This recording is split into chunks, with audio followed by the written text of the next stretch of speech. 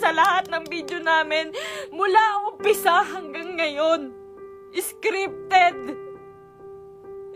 Lahat po yun sinunod ko dahil mahal ko siya. Dahil gusto ko ibigay yung buhay na gusto niya.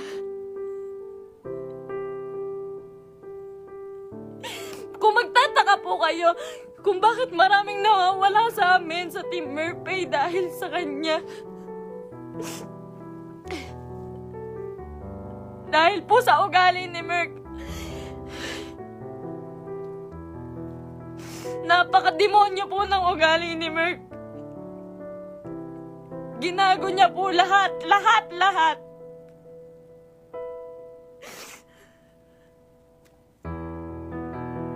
Ito po. Ito na. Umpisa ko na po. Alam niyo po, nag-umpisa kami sa... Nung galing po siya sa Brusco. Galing po si Merc sa Brusco. Hindi po ako yung dahilan ba't siya nawala doon.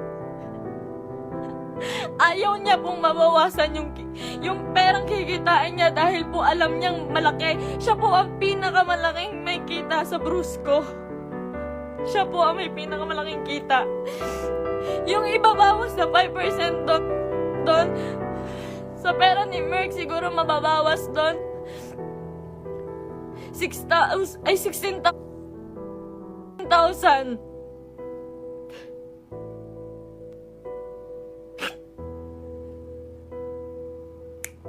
Lahat po ng kaibigan niya, ginamit niya. Hindi ko na po kasi kaya eh.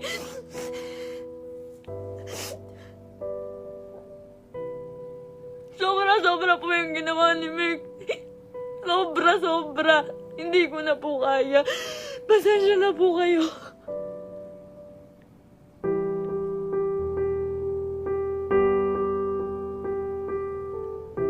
Napakawalang hiyang tao niya ni Merc. Lahat po ginago niya, pamilya ko. Lahat po ng tao sa paligid niya, ginamit niya po. Scripted po lahat ng nangyayari. Sinusunod ko po siya. Kung makikita niyo po, lahat po ng video namin, puro bastos dahil po yun sa kanya. Ayoko po nun, walang may gusto nun. Kayo na pong bahala kung maniniwala kayo ngayon. Wala pong may gusto nun. Lahat po binigay ko sa taong yun.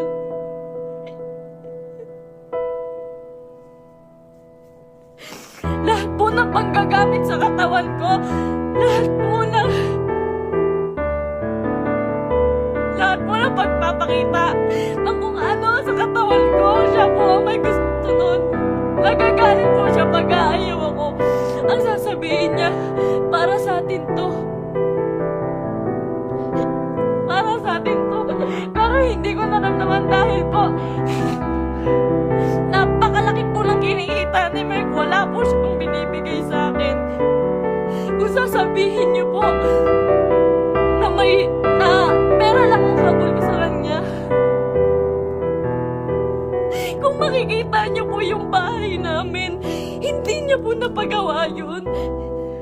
Hindi niya po pinagawa yung bahay namin. Uunahin niya pa po yung iba. Sa laki ng kinikita ni Merc, sa milyon ang kinikita niya sa isang buwan. 5,000 lang po ang binibigay sa akin yan, pati kay mama. Sa magulang ko po, 5,000 lang po, isusumbat niya pa. Mumurahin niya yung magulang ko.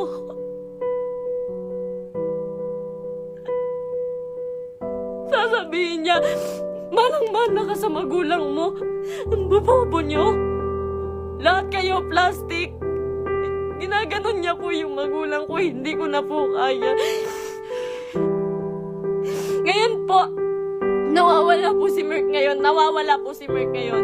Lahat po ng nangyari, scripted po. Scripted. Tinatago po ako ni Merc. Tinatago niya po ako. Hindi niya po ako pinapalabas. Ayoko na po. Ayoko na talaga. Ayoko na po talaga. Ayoko na po. Ang ginagawa niya lang po, Nandito po ako ngayon kasi nawawala po si Merk. 6 na araw na po siyang nawawala, kasama niya po yung babae niya. Yun dun po sa...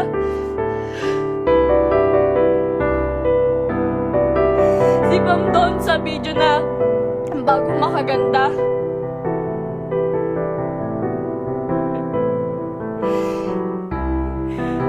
Huwag niya po sisihin yung kambal doon, si Chen Chen tsaka si Tantan. Yung Sintendo twins po, hindi. Huwag niya po silang sisihin doon. Dahil utos po ni Merk lahat yun. Ako po, hindi ko na po kaya si Merk. Hindi ko na po kaya si Merk. Demonyo na po yung utak niya. Sobrang mukhang pera. Sobrang mukhang pera ni Merk. Lahat ng tao ginagago niya.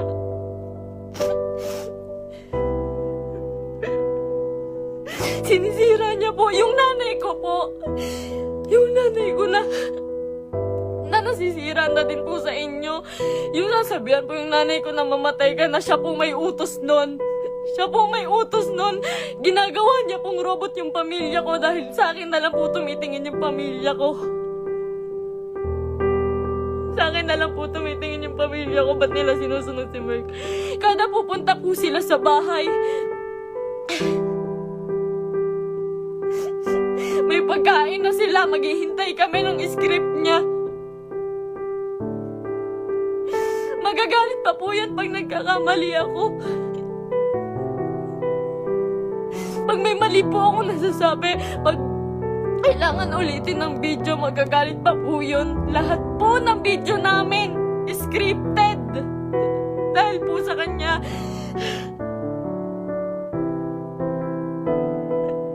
Sobrang abusado. May babae po si Merk ngayon. Yung babae niya, yung Pam po.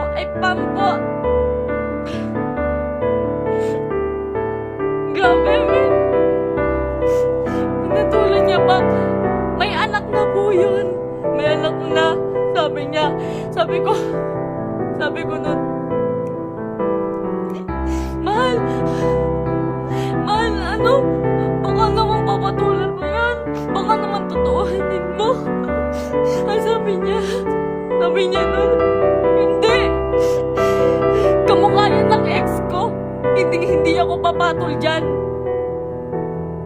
Ginagago niya yung babae sa akin. Sinisira niya. Sabi niya, tanginang mukha yan. Papatulan ko ba yan? May anak na. Ginaganon niya yung babae. Ngayon, nandun siya. Sa Quezon po si Merk. May katibayan po ko. Lahat po. Lahat. Kahit sa chat, kahit yung babae. Nahuli ko po kasi dahil po dun sa post ng babae. Nag-post po yung babae. Nakasama po yung sasakyan namin. Tapos yung cellphone ko po, nagla-login po yun sa Quezon.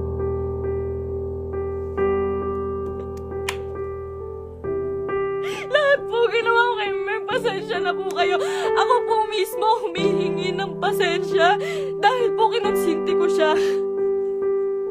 Mahal ko lang po talaga. Ngayon lang ako natauhan. Sobrang dami kong kaibigang nilayuan. Pamilya dahil ayaw nila ng video namin ni Merk. Sobrang dami ko pong nilayuan. Wala po akong kaibigan ngayon. Wala po akong kahit sino ngayon. Dahil kay Merk. Dahil iniingatan ko po siya.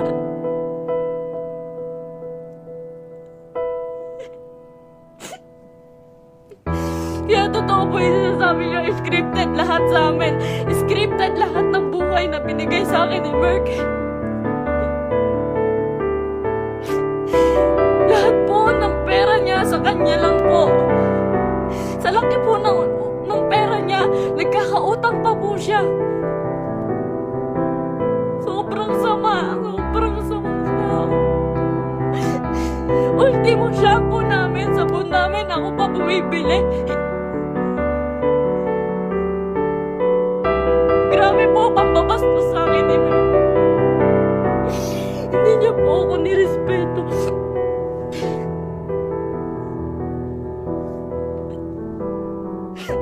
Nawalan po ako ng kaibigan dahil sa kanya. Huwag niyo po sisihin lahat po ng taong nakapaligid kay Merk.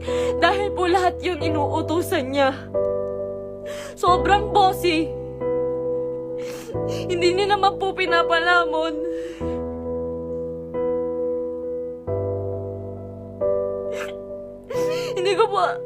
Hindi ko po in-expect na darating po talaga to. So, ilang beses na rin po ako niloko ni Merk about sa babae. Nung una, pumatol siya sa kaibigan ko. Pangalawa, pumatol siya sa pan. Pasensya na po kayo. Kasi alam ko po, scripted po yun eh. Pasensya na po kayo. Ako na po humihingi ng pasensya sa inyo. Ginawa ko lang po yun kasi sobra po akong nagmahal. Bago po namin nakuha si Asurada, ang inuulam po namin araw-araw, itlog at tuyo araw-araw para makuha niya lang yung sasakyan niya. Lahat po ng meron siya ngayon, sa kanya po nakapangalan. Pati yung bangko po, sa kanya po.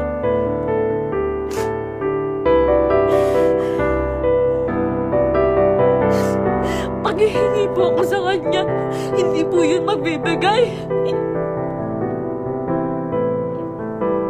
Ultimo sarili kong damit ako pa bumibili. Sa isang buwan po, 5,000 lang ang binibigay niya sa pamilya ko. Tapos susumbatan niya pa. Lahat daw binigay niya sa akin. Yung singsing, sabi niya, 170K daw po yun. Malaman-laman ko, 30,000. Yung tatay ko, binastos niya. Binastos niya yung tatay ko. Hindi po siya nagpaalam sa tatay ko na magpropose siya. Nung time na yun po, hindi po maganda yung nangyari. Yung proposal po. Hindi po ako naniniwala sa proposal na yun dahil po, alam ko na hindi totoo, na para lang yun sa video. Lahat po kay Merk hindi totoo.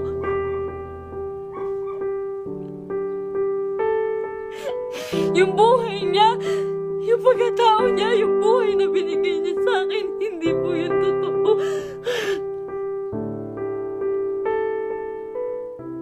Lahat po ng kaibigan niya na malalapit sa kanya, ginago niya po lahat yun.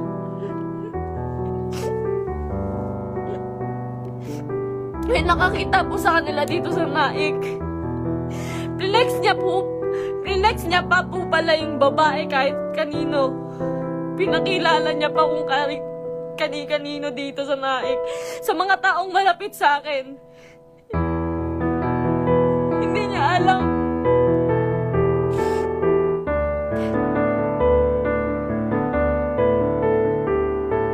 Grabe po yung ginawa sa akin. 3 years po akong nagtiyaga. Isang buwan po akong nakakulong. Isang buwan po akong nakakulong sa kwarto. Kinukulong niya po ako kasi bawal daw po ako makita ng kahit sino na kapitbahay. Nandito lang po ako pag uuwi po ako sa Antipolo. Madaling araw niya po ako iuwi doon para walang makakita sa akin.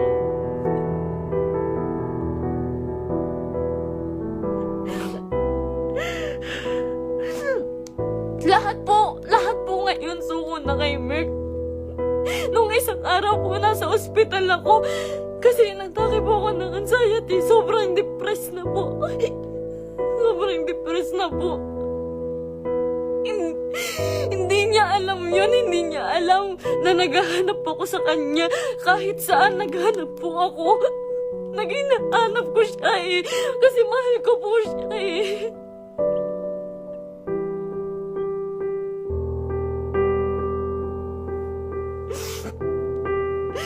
Ilang araw po wala akong tulog, wala akong kain, kakahanap sa taong yun. Tapos malaman ko nakasama niya yung babae. Huwag niyo pong sisisihin yung mga tao sa paligid niya dahil siya po ang naggawa nitong gulong to. Huwag niyo sisisihin si Kuya Mark, yung Centennial Twins, kahit sino. Siya po ang gumawa nito. Sobrang boss po ni Merck, sobrang pa-boss po. Sa lahat po ng video, kung makikita niyo po, lantad na lantad yung suso ko para lang mapanood ng mga tao.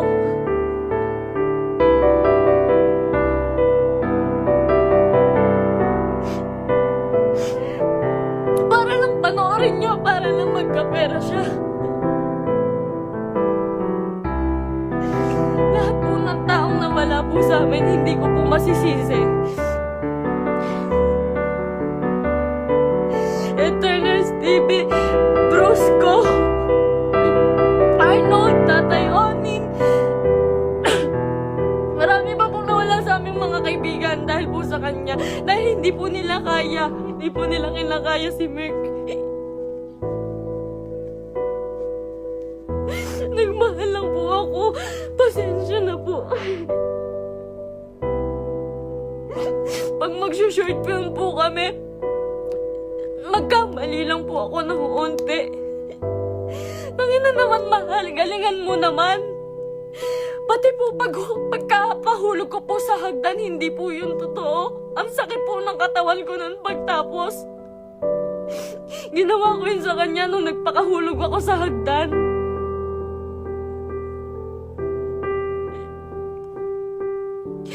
May mga pasa po ko lagi pag may nangyayaring hindi magandang prank. Lagi po ako nagkakasugat, nagkakapasa dahil po sa ginagawa namin. Hindi po ako nanghingi ng kahit piso kay Merck. Hindi po ako nanghingi ng kahit piso kay Merck. Hindi po. Lahat po ng account siya po may hawak. Kinukontrol niya po lahat. Hindi niya po mapagawa yung bahay ko. Sabi niya po sa CR namin, mahal, hindi ako magsi-CR dyan.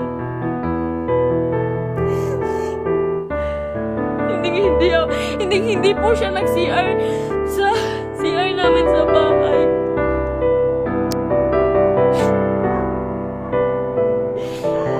Pero hindi niya po yun mapagawa. Tinitiis niya po yun. Kayo na pong bahala kahit hindi na po kayo maniwala. Hindi ko po kayo masisisi. Kasi lahat ng ginawa ni Merck, hindi totoo yun. Wala nang totoo kay Merck. Mahal na mahal ko yun. Ang dami kong ginawa para sa kanya. Alam po yan ang mga totoong kaibigan namin. Alam po nila kung gaano ako nagsasakripisyo araw-araw. Napakarami niya pong pera, pero ang dami niya rin pong utang. Hindi ko na po alam kung saan niya pinupunta yung mga pera. Kung makikita niyo naman po kasi sa mga video namin, wala po talaga akong hawak na may mga pangalan na damit, may pangalan na sapatos. Lahat po yun ako lang po. Uutang pa po ako sa ibang tao, magkapera lang. Lagi po akong umuutang sa ibang tao, magkapera lang.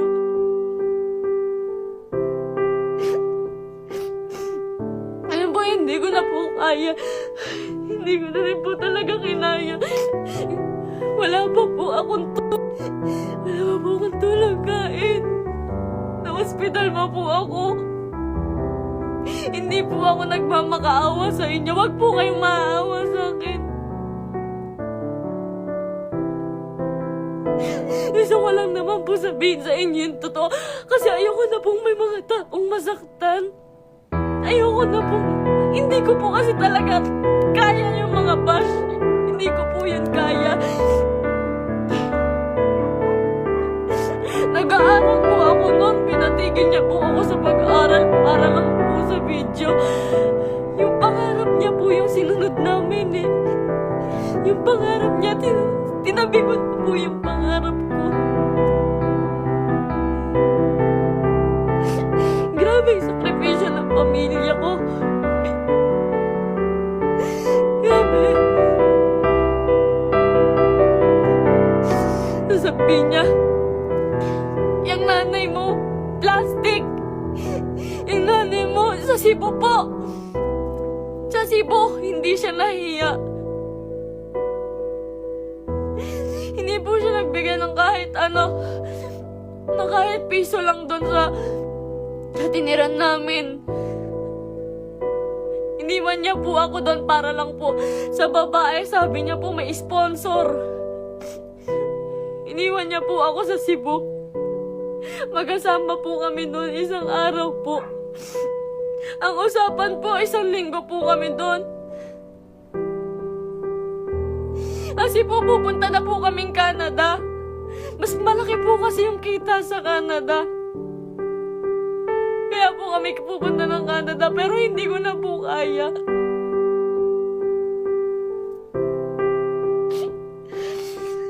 Ganto, ngayon, fiancé niya pa lang po ako, pero grabe na po yung ginagawa niya sa akin. Sobrang mukhang pera ni Meg.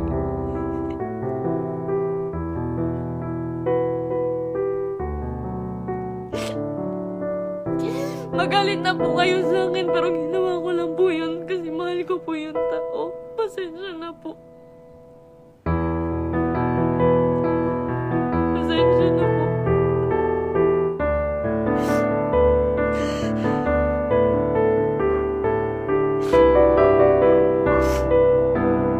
Ngayon po, wala pa rin po si Meg. 6 na araw na po siyang nawawala. Pinabayaan niya po ako mag-isa nang walang pera. Wala po akong hawak na pera. Pinabayaan niya po ako. Iniwan niya po ako. Ang dami ko na pong utang ngayon kasi po wala akong hawak na pera. Tapos hahanapin ko siya.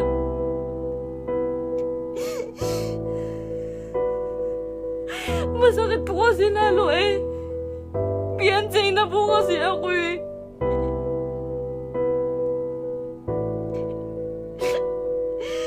Sobrang pasensya na po sa inyong lahat. Sobrang pasensya na po. Mahal ko lang po yung tao. Pero ngayon po suko na po ako. Pagod na po ako. Pagod na ako.